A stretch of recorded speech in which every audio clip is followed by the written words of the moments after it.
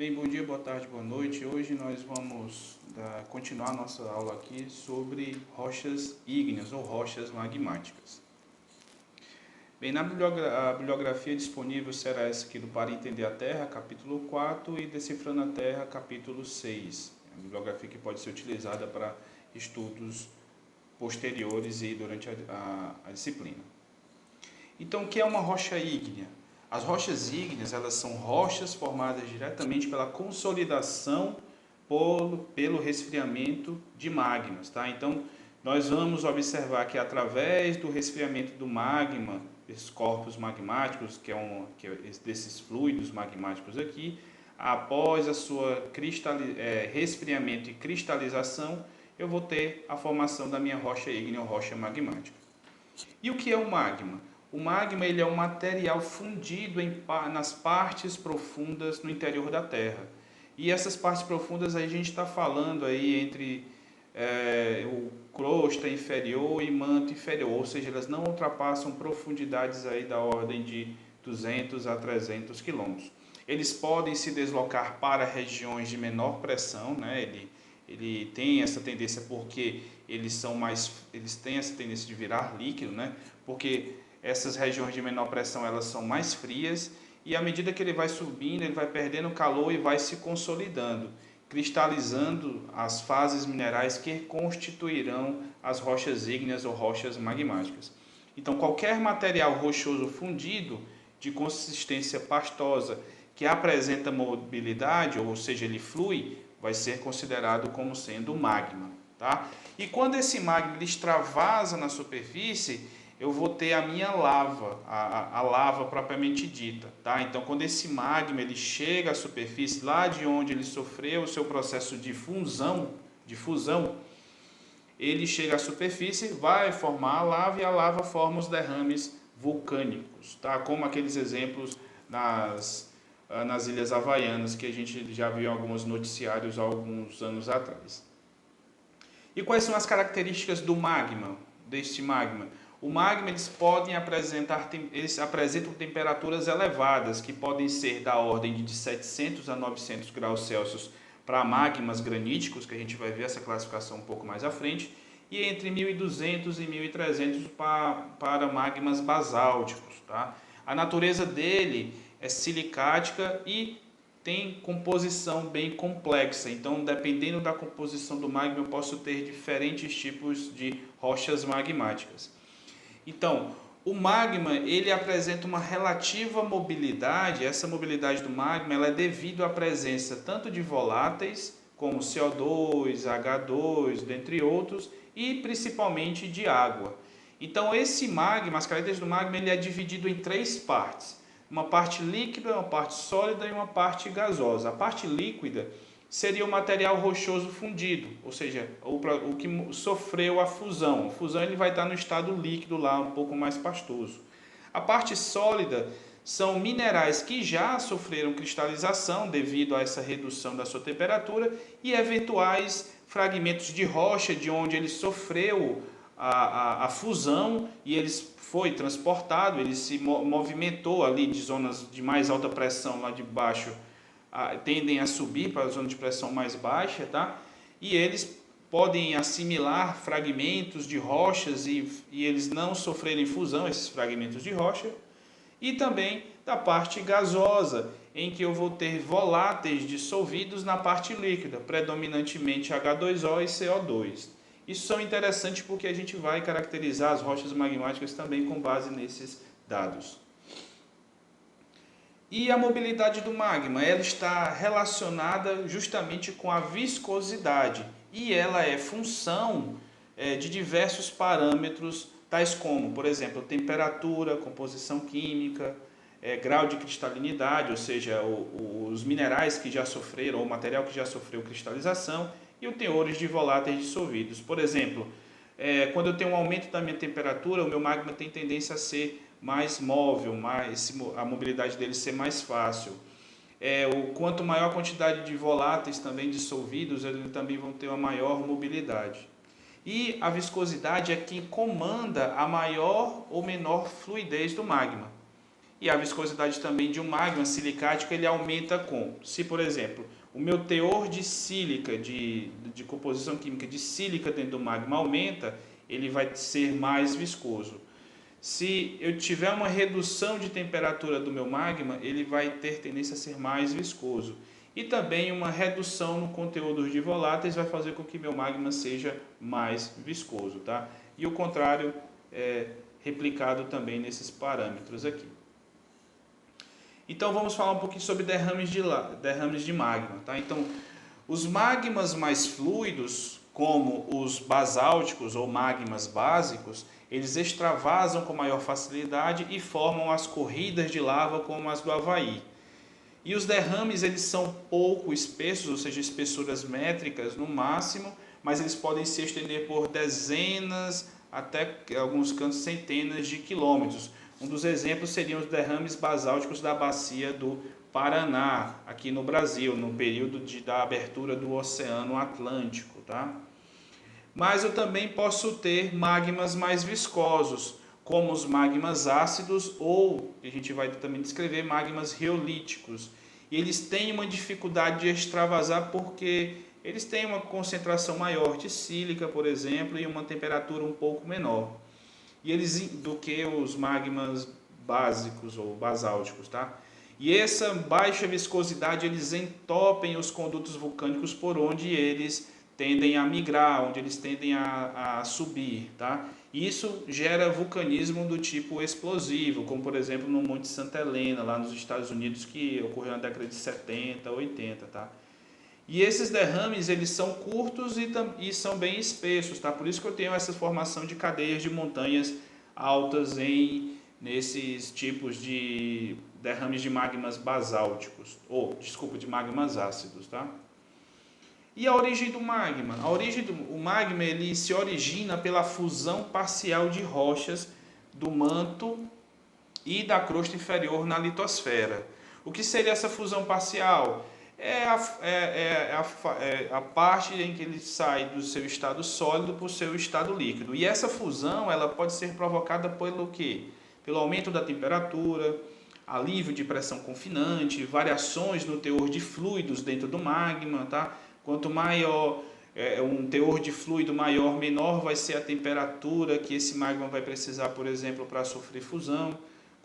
E o que acontece mais facilmente é a combinação de todos esses fatores citados anteriormente, certo? E essa fusão ela ocorre geralmente próximo aqui a esse encontro entre crosta superior e manto inferior aqui, tá? Então vamos lá. E o magma ele vai se originar aqui, pode ele ser proveniente de plumas mantéricas, que são de fusões de altas fusões de grandes profundidades, tá? Isso a gente está falando aqui de manto inferior, que ocorrem anomalias térmicas que vão fazer com que ocorra a fusão, e essa fusão chega até a crosta, fundindo a crosta e gerando magma, e esse magma chega à superfície em forma de vulcanismo basáltico, por exemplo. Nas zonas de subducção, em que há subducção de placa, consumo de placa oceânica, por exemplo, em zonas de subducção, a determinadas profundidades a placa ela começa a sofrer fusão, e essa fusão pode gerar aqui magmas do tipo andesítico ou riolítico, por exemplo. E em zonas aqui de abertura de crosta, formação de crosta oceânica, rifteamento, também a geração de magmas aqui nessas zonas, tá? Então, há um extenso complexo de vários modos possíveis de ocorrer esse tipo de vulcanismo e geração de magmas de diferentes composições por conta dessas complexidades que eles podem ser geradas. E a viagem do magma, ou seja, de onde ele sofreu a fusão até ele chegar, por exemplo, aqui à superfície, ela é bem interessante. Então, a migração do local de geração, ou seja, a diferença de densidades com as rochas sobrejacentes, ocorre através de grandes falhas e fraturas quando disponíveis. Por exemplo, se eu tenho uma grande ou sofreu fusão em torno de 40 a 50 quilômetros de profundidade, por exemplo, e eu tenho uma falha, uma grande fratura que corta toda a crosta continental por onde e chega até a câmara magmática, que vai da câmara magmática até a superfície, esse magma ele pode fluir com maior facilidade, porque aquela zona, aquela região, ela tem uma baixa pressão, e o magma, como ele está lá embaixo, a alta pressão, ele tende a migrar mais facilmente por essas falhas e fraturas, quando elas estão disponíveis para essa migração mais rápida. Quando não existe isso, os magmas eles vão subindo lentamente, consumindo cada vez pedaços de rocha encaixante, e essas rochas encaixantes elas vão formando grandes bolsões, como esse daqui, ó.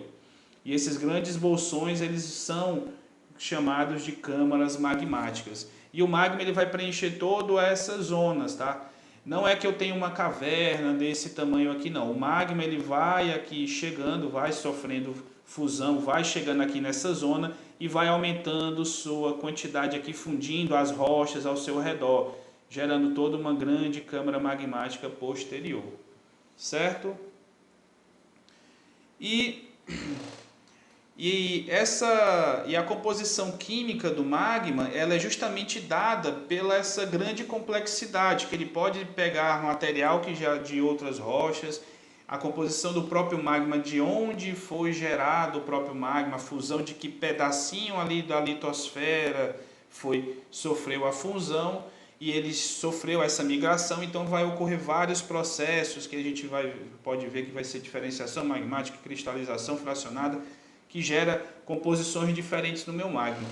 Mas por convecção, né, a composição do magma ela é dada na forma de óxidos e ela depende, por exemplo, da rocha fonte geradora, ou seja, da constituição da rocha que gerou esse magma, que sofreu a fusão para gerar o magma, das condições em que ocorreu a fusão dessa rocha e a taxa de fusão também correspondente, se fundiu parcialmente, a grande parte ou quase totalmente isso, né, a rocha em si, e também da história evolutiva deste magma, do seu local lá de grandes profundidades até onde ele se alojou, que pode ser ou na superfície ou a profundidades menores do que a profundidade de onde ele foi gerado, tá? E os principais componentes do magmas, que eles são os magmas silicáticos, são óxidos, silício, oxigênio, cálcio, ferro, magnésio, sódio, potássio, manganês, titânio e fósforo.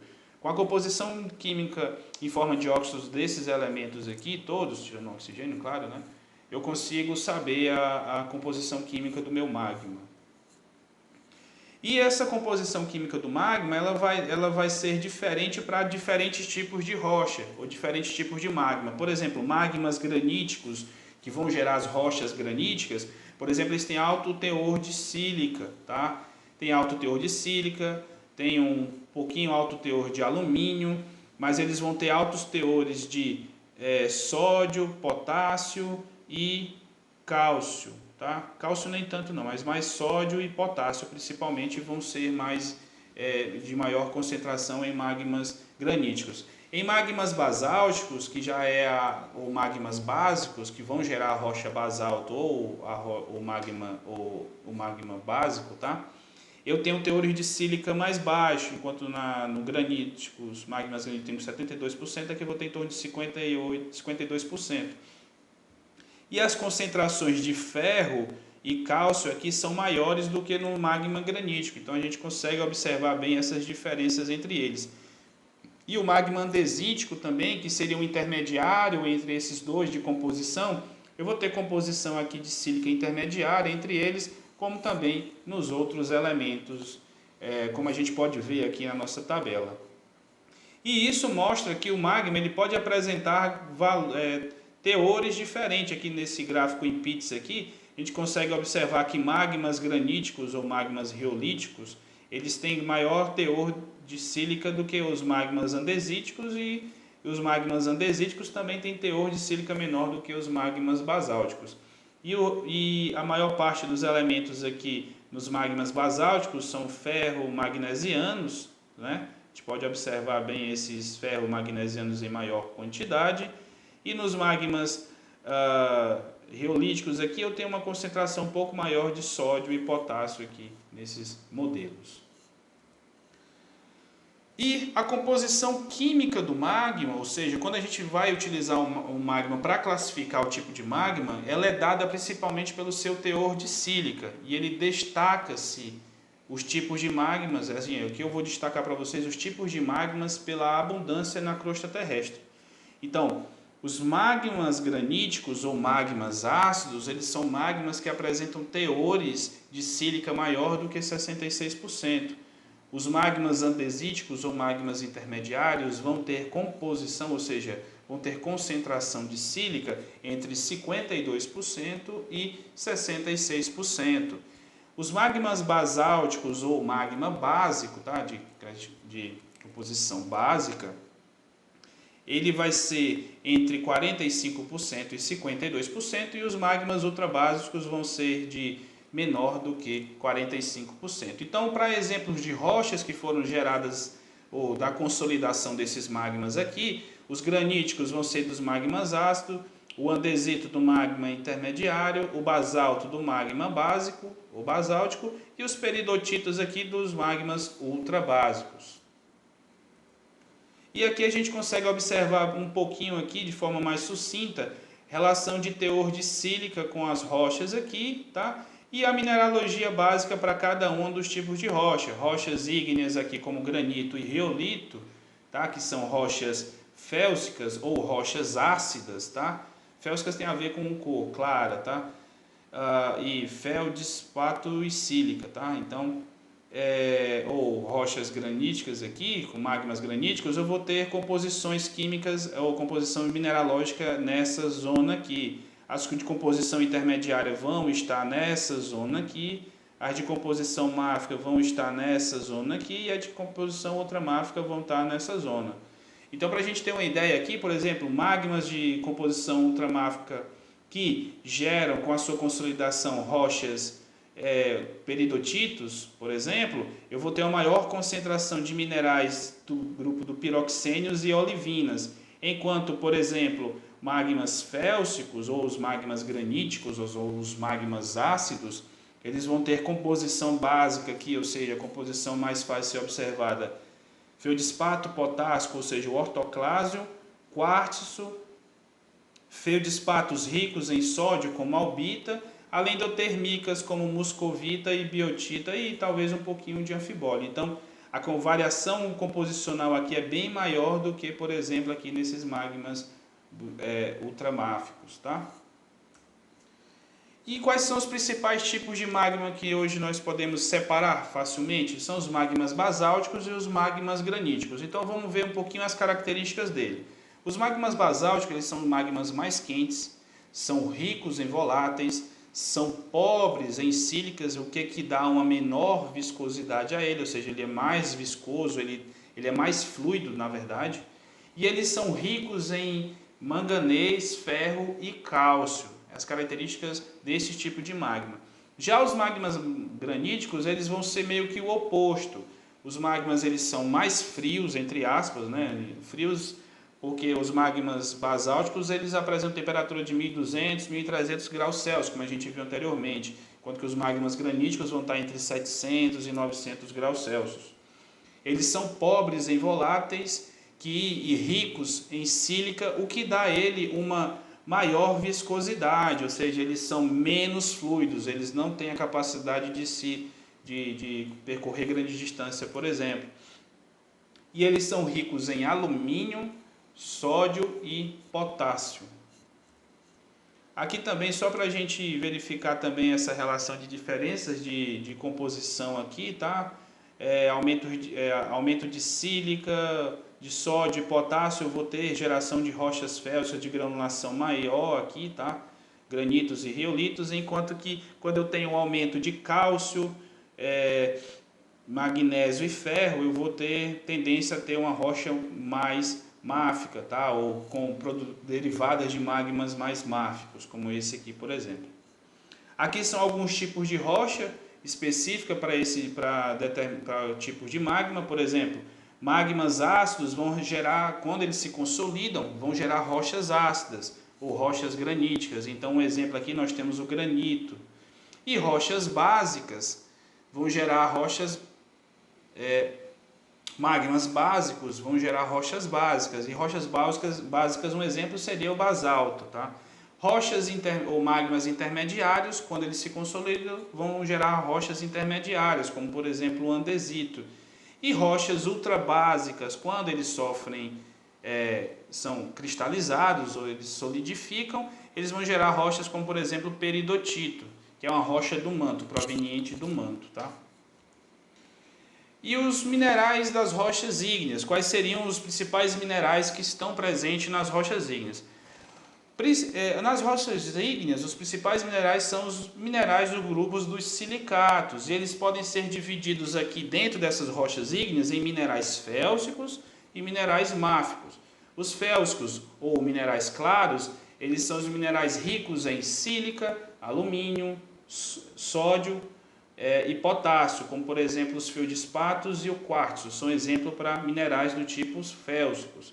Já os minerais máficos, ou os minerais escuros, são os minerais ricos em magnésio, ferro, cálcio, como por exemplo a olivina, o piroxênio e o anfibólio. E de uma segunda geração, assim, com minerais acessórios presentes dentro da rocha, assim que ocorre um ou outro dentro da rocha, seriam os minerais dos grupos dos óxidos, como a magnetita, do grupo dos feldspatos, como a apatita, e do grupo dos sulfetos, como por exemplo a pirita. São exemplos aqui de rochas, de minerais que ocorrem dentro desses tipos de rochas, tá?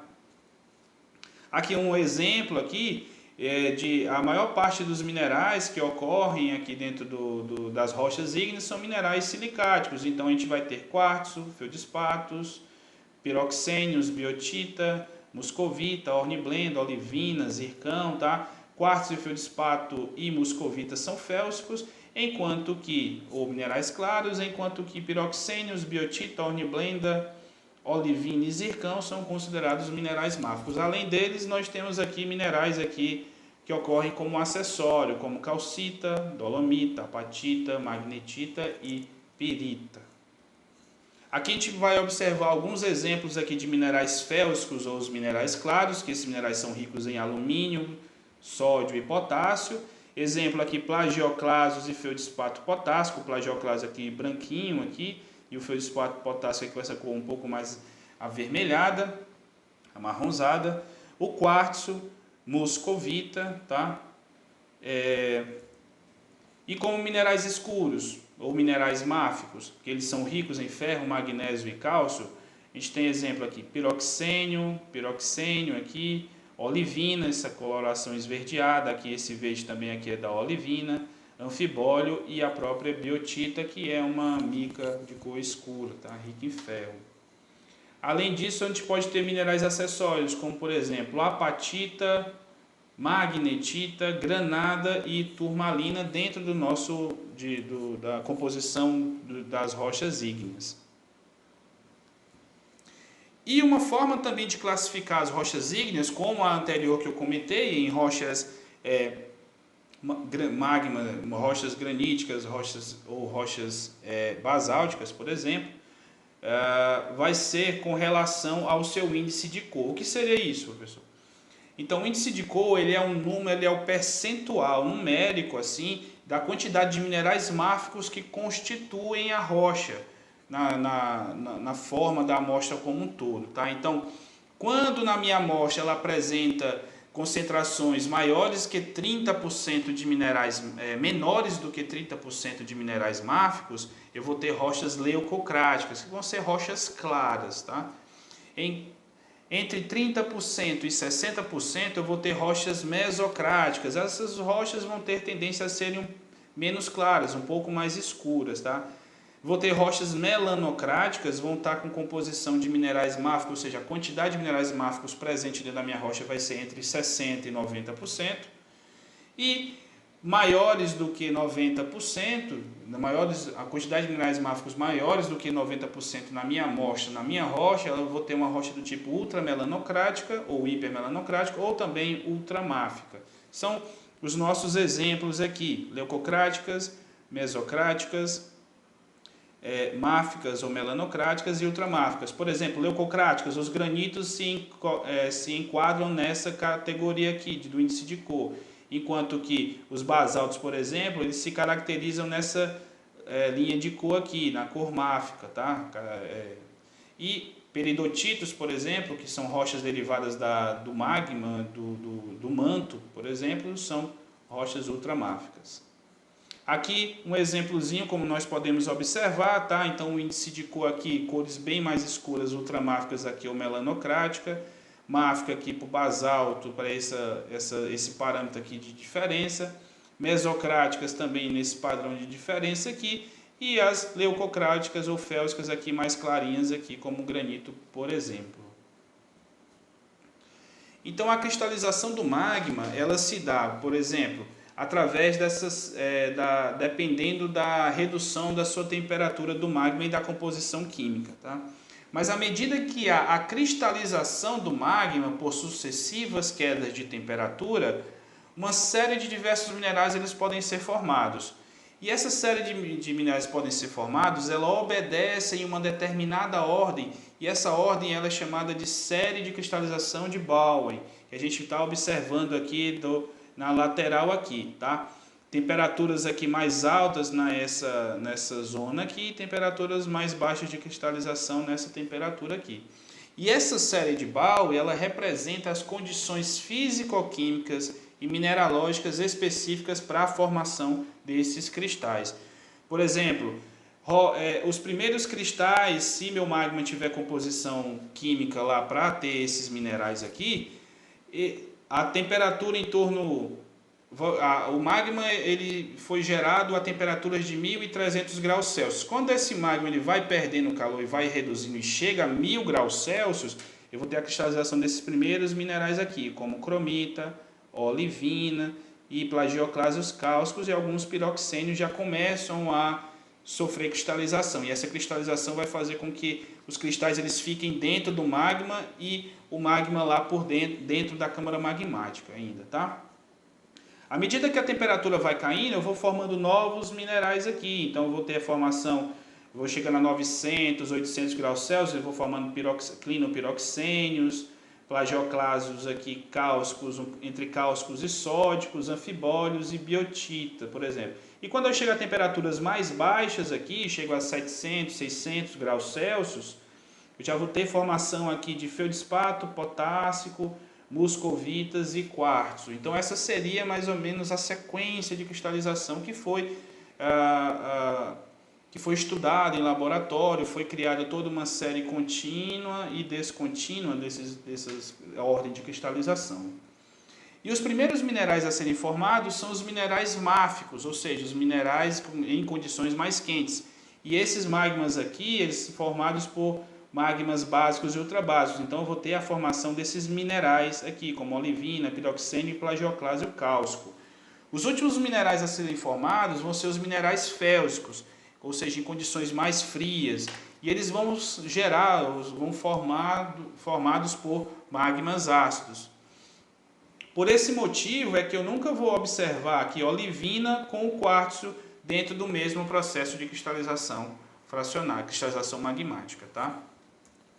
Então vamos lá. Aqui é só um esquemazinho mostrando a relação de resfriamento do magma. Ocorreu uma intrusão basáltica, ou seja, o magma básico entrou dentro de uma camada, de um cio lá em forma de um dique ou de um cio, por exemplo, uma camada arenítica. Eu vou ter a formação do meu basalto. Os primeiros minerais a serem formados vão ser olivinas. Depois que acaba a composição da olivina, os próximos minerais a serem formados e a redução também da temperatura, eu vou também ter a geração de plagioclásio rico em cálcio, piroxênio, sem olivina, por exemplo, tá? Assim a gente consegue observar bem essa relação aqui. Nesse outro slide aqui, a gente pode observar bem esse esquema aqui, que é um esquema que tem no Decifrando a Terra. À medida que ocorre a cristalização das primeiros minerais, esses minerais, se eles tiverem uma densidade mais alta, eles vão ficar aqui nas partes de baixo da câmara magmática.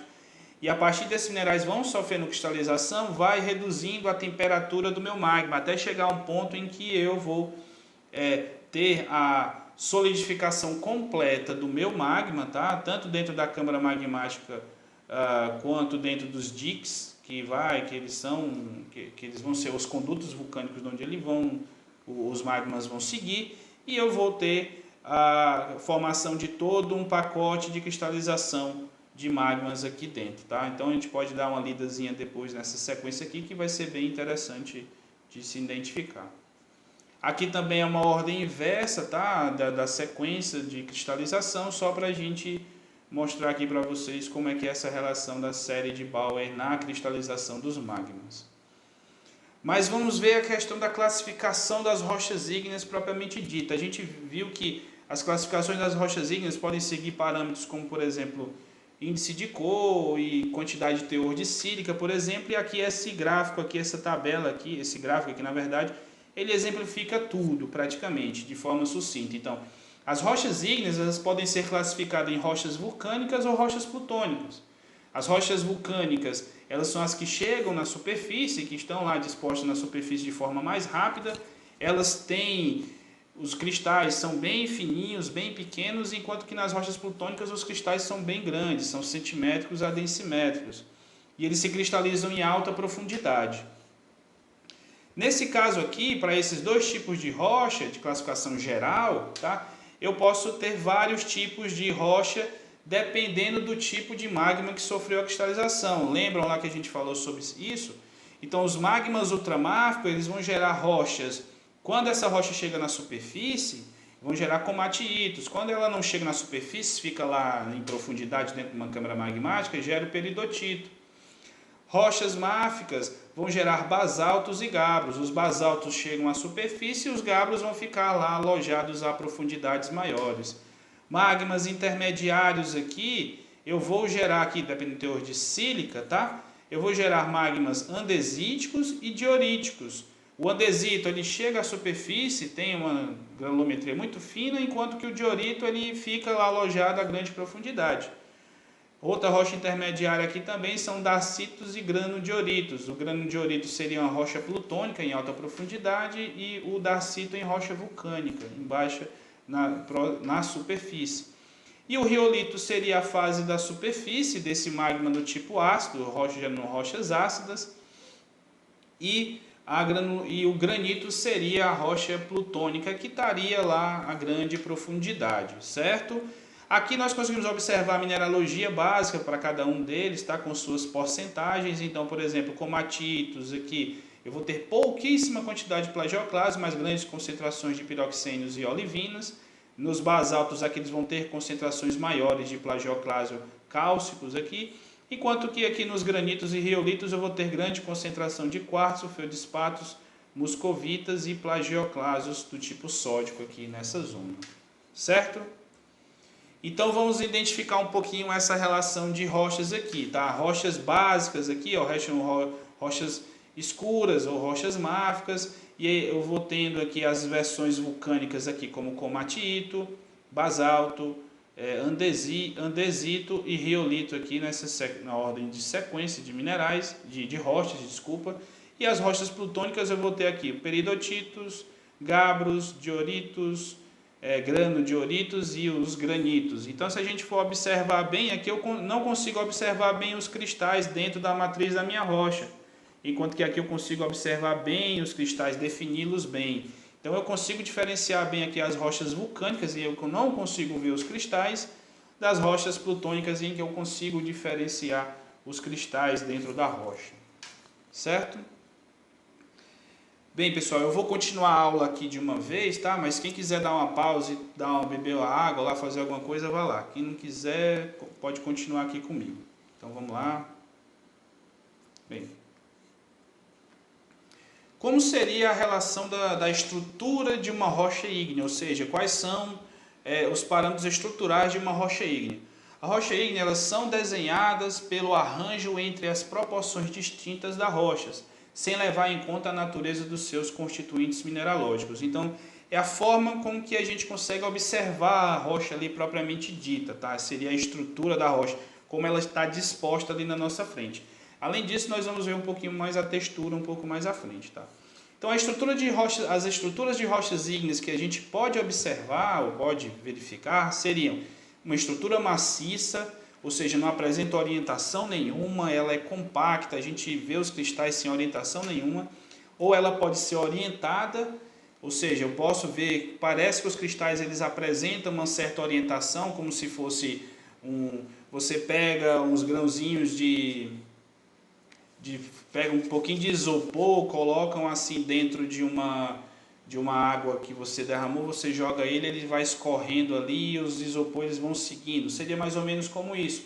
Os fragmentos de isopor seriam os cristais, eles estariam seguindo a orientação do fluxo da água, só que no caso aqui seriam cristais seguindo o fluxo de um magma. Ou elas podem ser vesicular ou amigdaloidal. A gente vai ver cada um desses aqui. O que seria uma estrutura maciça? Quando não possui espaços vazios na amostra e não apresenta orientação dos cristais, eu tenho uma estrutura maciça. Vamos verificar aqui. Aqui eu consigo observar alguns cristais aqui de um diorito, tá?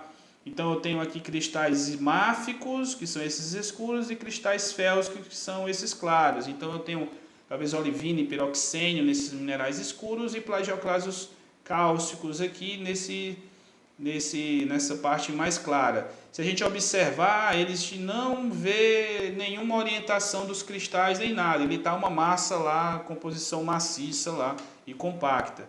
Da mesma forma a gente observa aqui nesse gabbro. Gabbro, uma rocha máfica, tá? Escura, certo? Derivada de rochas de magmas máficos, tá? Ou magmas basálticos, que se cristalizou a grande profundidade. Então a gente observa aqui alguns cristais aqui formados, ou a forma dele, não dá para identificar bem ele, mas eu consigo diferenciar cores claras de cores escuras aqui. Então ele tem uma concentração maior de minerais máficos, e numa rocha félsica aqui, ou num granito, eu consigo observar bem aqui as formas dos cristais. Então eu tenho cristais aqui meio amarronzados, acastanhados, cristais brancos e cristais aqui translúcidos, aqui nessas zonas. Então tem um quartzo, feldspato potássico e esse branquinho aqui, os plagioclasos. Tá? Então uma estrutura maciça seria dessa forma, sem espaços vazios e não apresenta orientação dos cristais. Já uma estrutura orientada, eu consigo observar a orientação dos cristais. A gente pode observar eles aqui dessa forma. Eles estão seguindo aqui esse sentido aqui. Ou, na verdade, um desses dois sentidos, dessas duas direções aqui. O sentido a gente não sabe, mas como é que a gente verifica se uma estrutura é orientada ou não? Através aqui do eixo maior dos cristais. Se meu cristal aqui, por exemplo, é meu dedo, a minha orientação do meu cristal ele está aqui de cima para baixo, tá? A gente observa.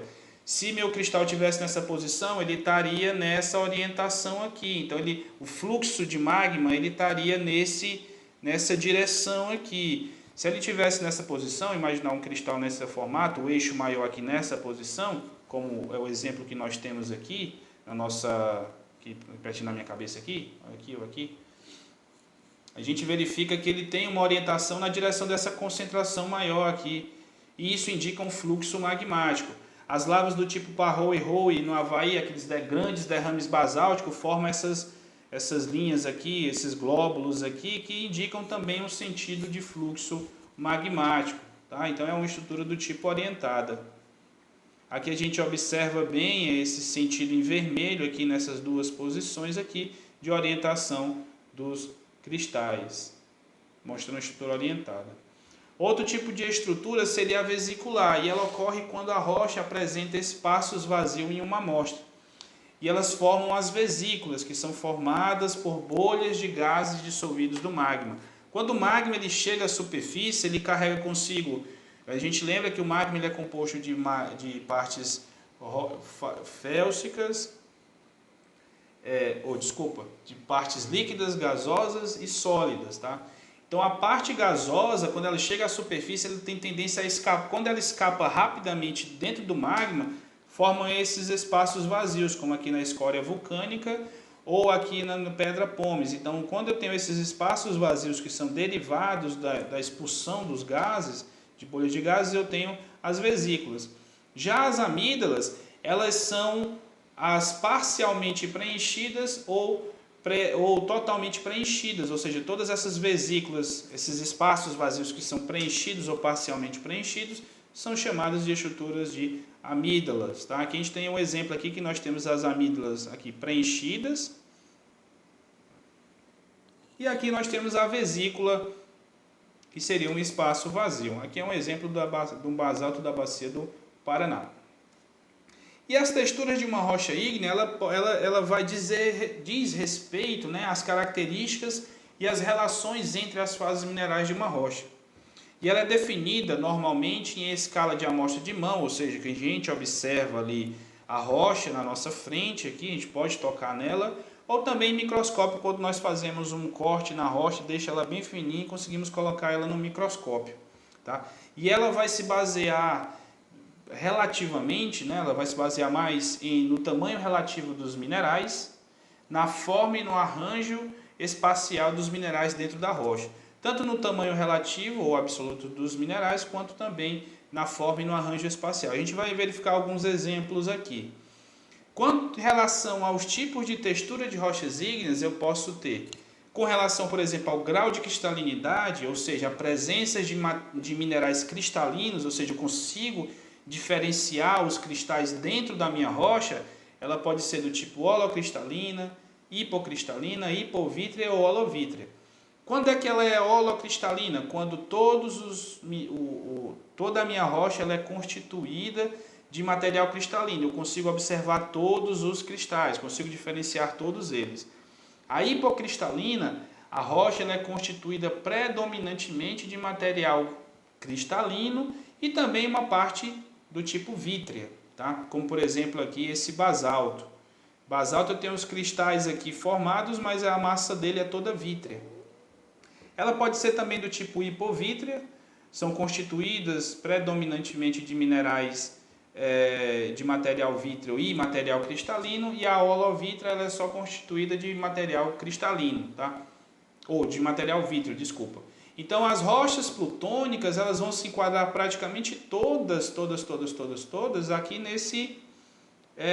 nessa do tipo holocristalina, enquanto que as basálticas ou básicas elas vão ter aqui nessas zonas hipocristalinas, e as rochas também podem ser do tipo holovítrea, como por exemplo a obsidiana, que seria o vidro vulcânico, seria o exemplo aqui para a holocristalina. Então, outro tipo é com relação à visibilidade dos cristais dentro da minha rocha.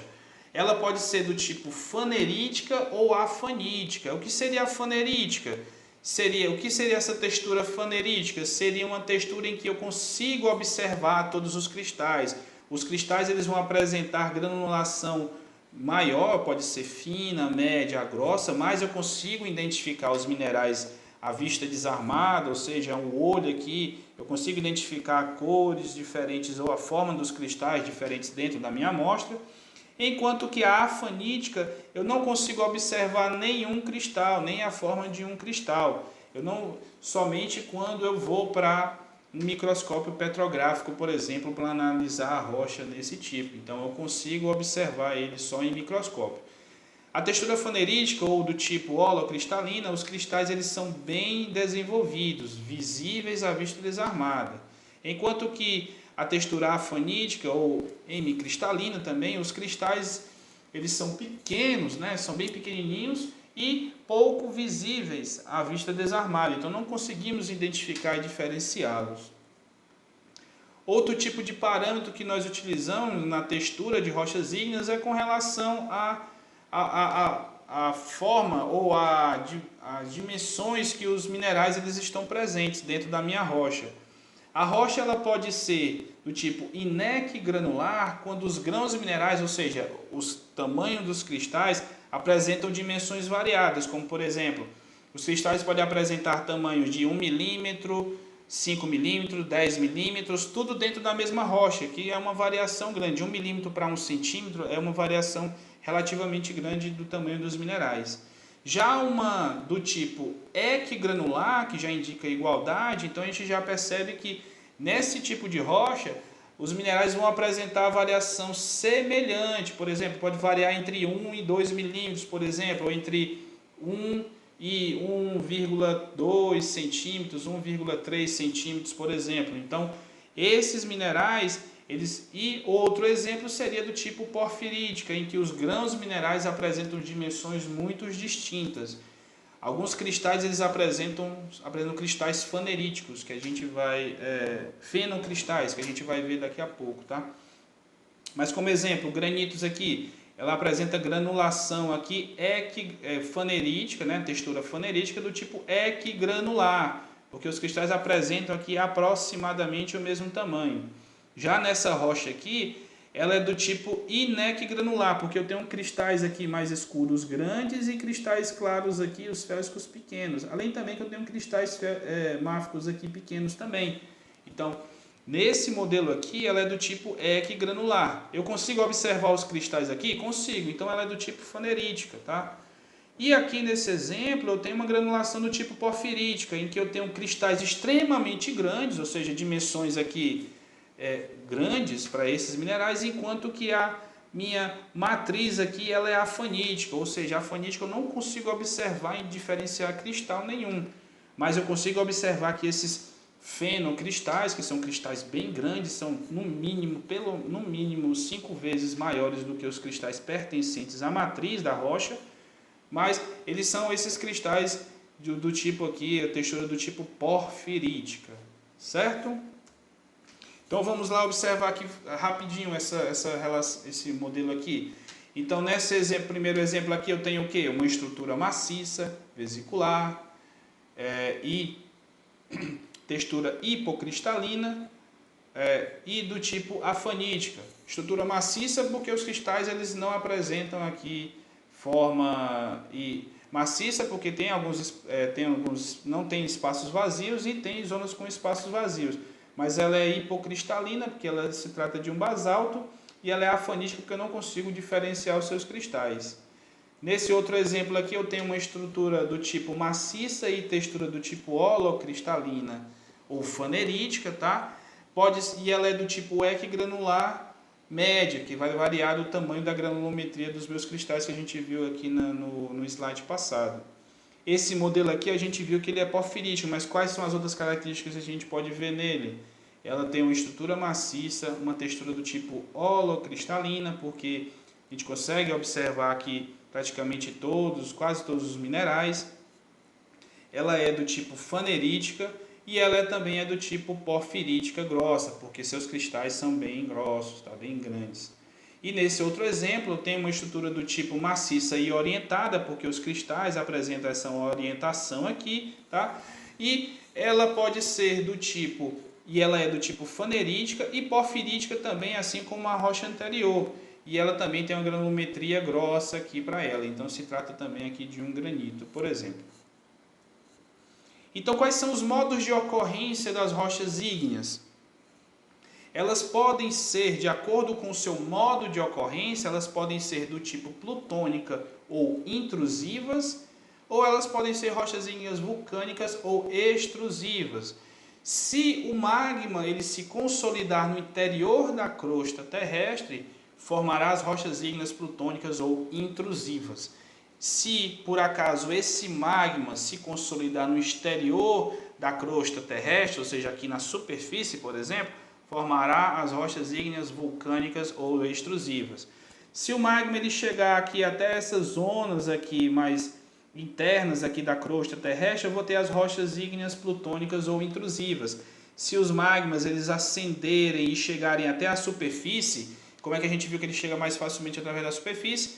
Pelas estruturas e as quebras e as fraturas bem profundas. Eu consigo chegar com esses magmas aqui mais rápidos à superfície.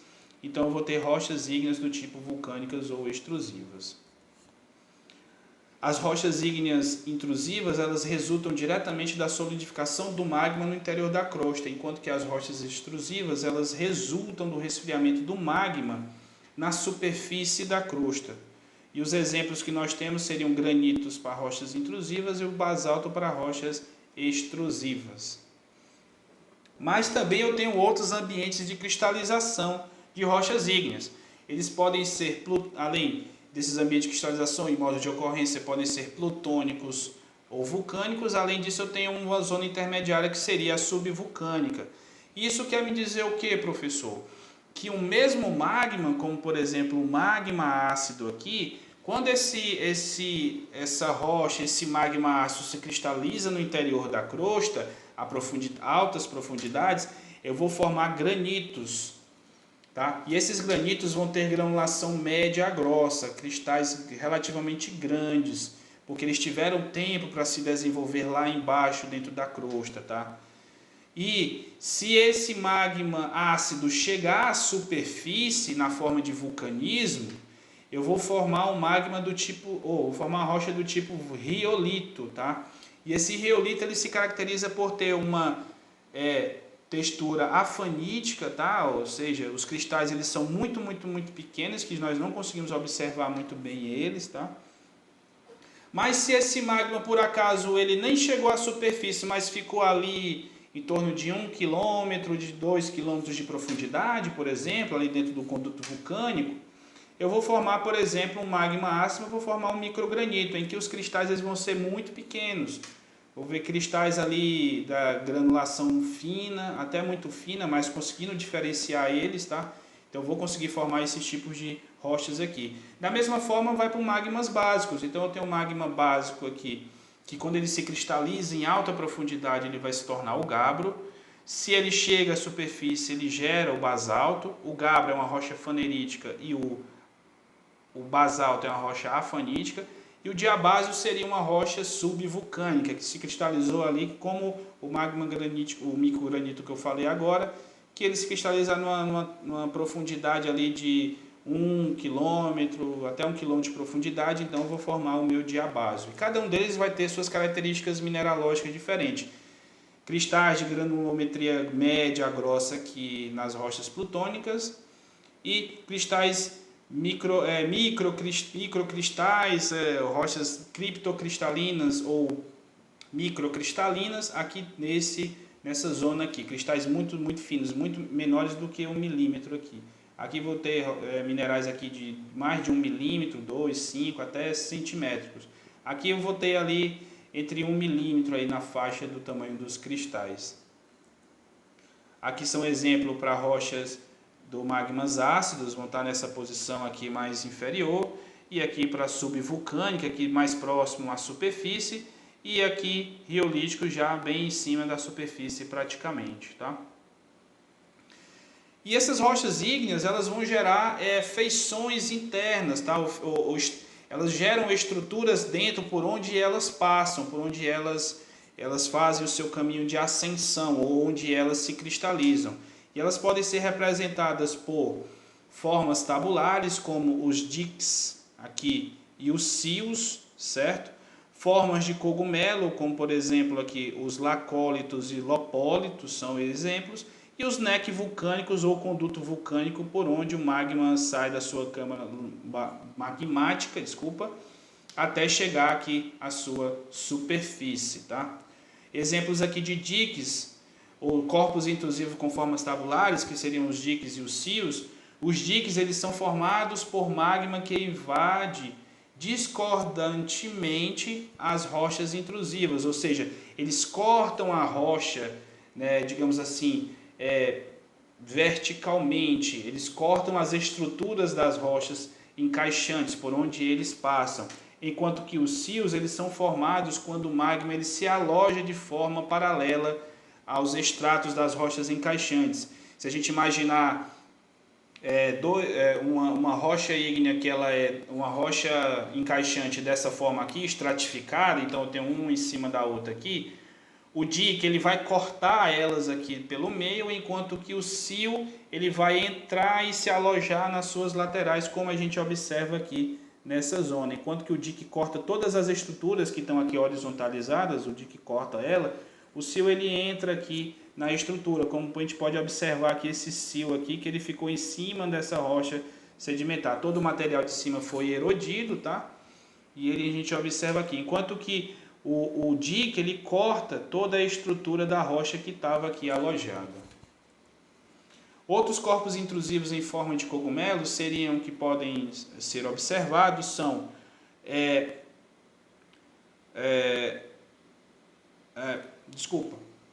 são os lacólitos, tá? E os lopólitos. Os lacólitos, eles arqueiam as camadas em formas de sil, eles entram em forma de sil e preenchem toda a estrutura, só que por algum motivo há esse arqueamento. Quando há o arqueamento de camadas sobrejacentes, obtemos o lacólito, como nesse exemplo aqui. Já nos lopólitos, ocorre quando os lopólitos eles intrudem em bacias sedimentares, eles arqueiam as camadas para baixo, ou formam essas bacias, tá? Como nesse exemplo aqui. Então eu tenho as formas dos lopólitos como se fosse na forma de um prato, enquanto que nessa forma do lacólito aqui é como se fosse um prato ao contrário invertido, tá? Nessa posição aqui, um cogumelo. Aqui seria um prato disposto aqui e aqui na forma de um cogumelo. Tá? Outro exemplo aqui de corpo intrusivo seria um neck vulcânico. O neck vulcânico é o que? Ele é um corpo intrusivo discordante, assim como o dique, só que ele é por onde o magma ele entrou e chegou até a superfície, ele passa por dentro da chaminé, ele é o conduto por onde o magma atinge a superfície. E quando as rochas ao seu redor todas são erodidas, eles formam essas estruturas aqui em forma de neck vulcânico. E após a erosão da sua estrutura, a gente tem essas estruturas aqui que formam por onde ocorreu um canal alimentador aqui. Se a gente for observar, então quer dizer aqui, professor, que eu tinha toda uma rocha ao redor desse conduto aqui e lá em cima eu teria um vulcão em cima desse meu conduto vulcânico? Sim, pode ter que ser ocorrido. Se for uma rocha basáltica, de magma basáltico, em cima ocorreu derrames. Se foi um conduto vulcânico de um magma ácido, por exemplo, aí pode ser que eu tenha formado os vulcanismozinhos pequenos lá nessa posição, na parte mais superior. E os corpos intrusivos maiores, eles são corpos discordantes que cortam todas as estruturas das rochas encaixantes. Lembram da câmara magmática? Que ela entra lá e vai assimilando as rochas encaixantes para dentro do seu magma e vai modificar as suas estruturas? Então vai ser dessa forma aqui. Quando os corpos plutônicos intrusivos, aqui aquelas câmaras magmáticas, chegam a dimensões superiores a 100 km² e apresentam forma irregular, elas são consideradas como sendo os batólitos. Enquanto que os estoques eles vão ter as características iguais ao batólito, só que com dimensões menores do que 100 km². Então, nesse exemplo aqui eu tenho um estoque pequeno aqui, enquanto que o batólito eu tenho toda essa estrutura gigantesca aqui. E esses fragmentos de rocha encaixante que caem para dentro aqui da rocha, dentro da câmara magmática, e depois esse magma ele pode ser solidificado, gerando esse batólito aqui, eu vou ter esses xenólitos, que são esses fragmentos que ficam dentro do meu magma. E depois que ele é solidificado, a gente consegue identificar esse tipo de xenólitos aqui. É bem interessante e bem legal. Certo? E a distribuição das rochas ígneas, de uma forma mais sucinta aqui, para a gente finalizar, vai ser dessa forma aqui. As rochas na crosta continental, eu vou ter grandes concentrações de granitos, riolitos, granodioritos, dacitos, andesitos e dioritos. Aqui nós englobamos todas as rochas que são observadas na crosta continental, tanto rochas plutônicas quanto rochas vulcânicas e rochas intermediárias. Então, todos esses tipos diferentes de rochas eu consigo observar dentro da crosta continental. E eu ainda colocaria aqui rochas basálticas também, que dependendo de alguns lugares a gente consegue identificar elas dentro da crosta continental. As rochas da crosta oceânica, elas são basicamente duas, basaltos e gabros. Lembra que a crosta oceânica ela é composta basicamente disso, de basaltos e gabros, ou seja, magmas básicos são os geradores dessas rochas que são cristalizadas na crosta oceânica. Já o manto, eles são magmas ultra básicos ou ultramáficos, e eles vão formar os comatiitos quando eles, por algum motivo, eles conseguem chegar através daquelas grandes fraturas que chegam até o manto, nesse exemplo, formando os comatiitos, e os peridotitos também, ou os kimberlitos, pode também chegar aqui na superfície como sendo o que trazem os diamantes aqui para a gente, tá? Então é isso. Então a gente vai finalizar a nossa aula aqui sobre rochas ígneas. Ela foi um pouco apressada aqui, mas eu vou passar o material para vocês e a gente se vê na próxima aula. Um abraço a todos.